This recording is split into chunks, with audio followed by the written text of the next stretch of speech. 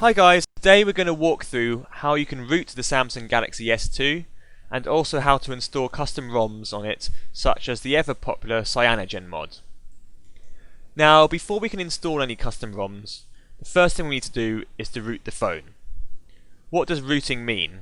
Well, basically any handset running Android is based upon the Linux operating system, and the way that this is set up, only super users have access to all aspects of the system.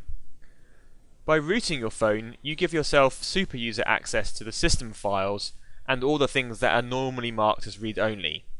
Rooting the phone gives you the power to change almost any aspect of the way it works, and it also gives you the necessary permissions to install custom ROMs.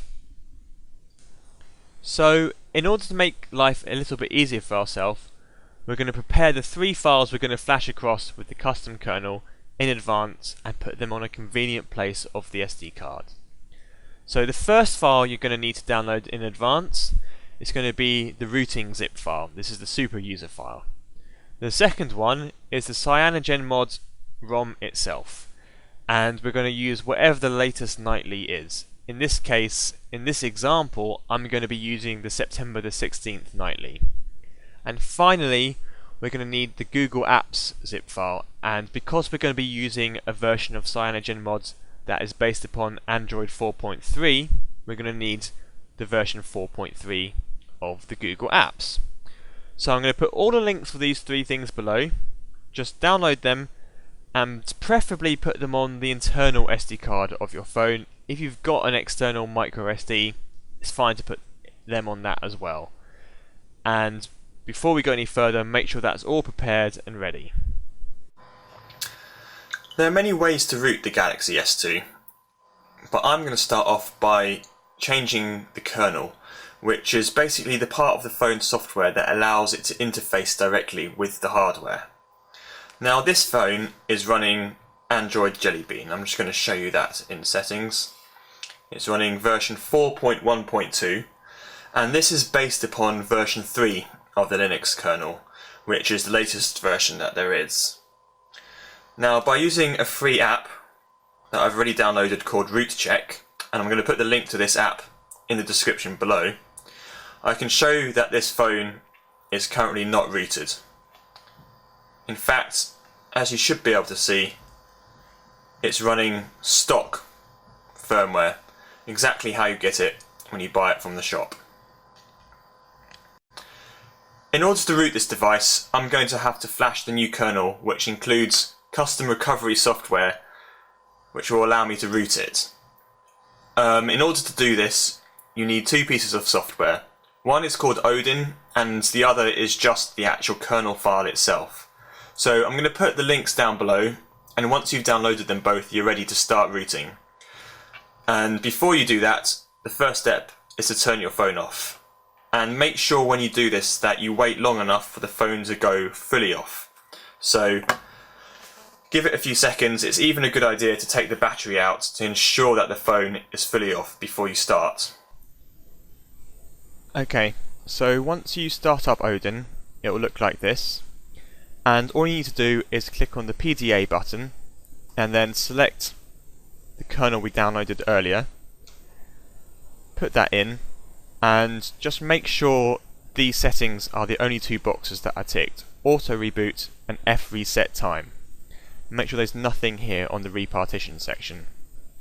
Once you've got Odin set up on your computer, you're ready to boot your phone into download mode simply by pressing simultaneously the home key, the power key and the volume down key. So hold them all down together hard, and it'll just take a few seconds, and before you know it, your phone will have booted into download mode. So check the warning and then simply just tap the volume up key to get into download mode, and you're ready to connect the USB cable and start flashing the new kernel with Odin.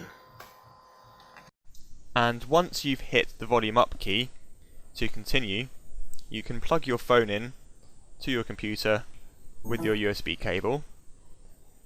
It will come up with a colour here. It should be blue with this version of Odin 3.0.7, and you'll get the message added there. And then you're ready to start. Just make sure you've got a really good USB cable that's not going to break halfway through. So hit start, and it will go ahead, flash the kernel across, and hopefully we'll get this OK notification and your phone will start to reboot and the kernel will be flashed. Okay, so once you've flashed your kernel, your phone will start rebooting. You'll want to quickly grab the battery and pull it out to stop that happening because it's not quite ready yet. And then we're just going to have to enter into this custom recovery we've just installed. So to do that, it's quite similar to the last thing. You need to hold down the home key, the power key, and this time the volume up key, and keep them held down for a really long time. So first of all, what you'll see is the Samsung logo flash up a couple of times. You'll notice there's this yellow triangle there now. Don't worry too much about that, and we're going to remove that later if we need to. But if you just keep holding down those three buttons, eventually you'll find yourself in the custom recovery you've just installed. Now, before we go any further, what you'll probably want to do is go ahead and back up your current ROM. So to navigate through clockworkmod, which is this custom recovery, you simply use the volume up and down keys to scroll up and down, and then hit the power button to make your selection. So to back up your current settings, just simply go to backup and restore, and then you can choose whether you want to back up to SD card 0 or SD card 1. So SD card 0 is the phone's internal memory, and SD card 1 is an external memory card, an external SD card if you've got one inserted. So once you've backed up your phone, you're ready to go ahead and go to the next step. So now we've got the recovery, we can root it. So simply go to the install zip section, hit the power key to enter that, and we need to choose the super user file which we downloaded earlier. So mine is on SD card 0, and it's simply in this folder here along with everything else, and here's the super user file here. So just choose the zip, press enter, and press yes to confirm, and it will quickly go ahead and install everything. Now you're ready to install CyanogenMod. So this involves a few steps. Again, we need to go to install zip. Again, choose the zip from where it's stored. Mine's in the same place. And here is the file. So just click it. Mine is the 16th of September nightly, and just click it and it'll take a couple of minutes for the update to install. So just leave your phone to go ahead and do that.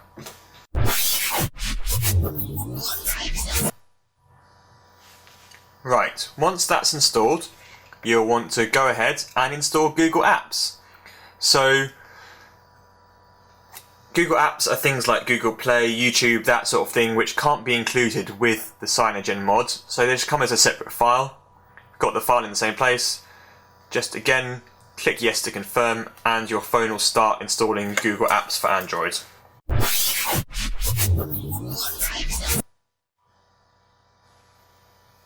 Again, that should only take about a minute, and now we've just got a couple more steps before we're ready to reboot our phone. So you need to go back and do a full factory reset of your phone.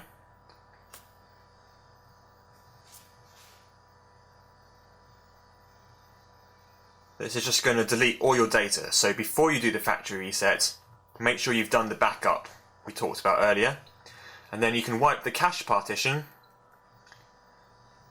And finally, we need to go to the advanced menu and wipe the dalvik cache. And then, once that's done, dalvik cache wiped, we're ready to reboot our phone into CyanogenMod. So hit the reboot system now.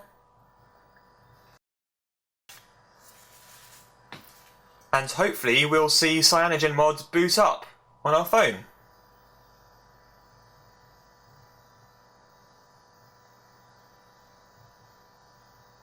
And there you have it.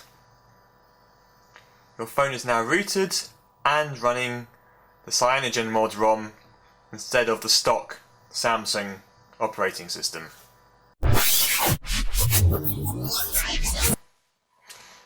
So don't be too concerned if the first boot of CyanogenMod takes quite a long time. Just go ahead, I'm going to skip through all these steps, you can do them yourself. And what we'll find, once we've set everything up, is that we've got a beautiful, clean version of CyanogenMod running on the phone, and it includes all sorts of great features. So we've got the trebuchet launcher, which has got loads of customizations for you, and if I just go quickly to About Phone, you can see we're now running the latest version of Android 4.3. Beautiful. And not only that, we've got the CyanogenMod kernel, and we're running the nightly that we just flashed across. So there you have it. CyanogenMod is now installed on your phone, and you can go ahead and be happy using the latest version of Android 4.3 Jelly Bean. So what about that yellow triangle that was there earlier? Well, to get rid of that, it's really simple. Just simply go to the Play Store and download this app called Triangle Away. Here it is. Make sure you get the latest version from the Play Store, and this is going to ask for super user or root access. That's simple enough. I'm just going to let it go ahead and have that. And so we've granted super user access to Triangle Away. That means we definitely have got root access on the phone. And I'm going to have to run it again. And it's going to go ahead and detect the phone. So it's the GT i9100, which is the Samsung Galaxy S2. So this is correct. I can press continue. Just skip through these. And then, simply to get rid of the triangle, I just need to hit this button called Reset Flash Counter. So press that once, it says danger. I'm going to press continue because I accept the risk. And it's going to reboot the phone into a special mode that's going to let me reset the flash counter. Basically what happened, when I flashed the kernel with Odin, it's basically incremented the flash counter. So you can see my flash counter now says 1. Rather than 0, which is what it was before. And Triangle Away just forces this number back down to 0 again. So I'm going to press the volume up to reset the counter, and Triangle Away is going to go and do its work. To do that, it's done, and volume up is going to reboot normally back into the phone system. So when I press that, we should see the Samsung logo come up again, and the triangle is now gone. And hopefully, if we're lucky, it will start booting into CyanogenMod again, and everything will be complete. So now we have a phone that's no longer running Samsung stock ROM, it's running CyanogenMod.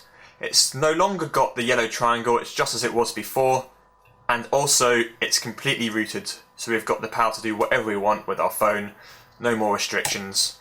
There you go, nice and quick, CyanogenMod running on the Samsung Galaxy S2.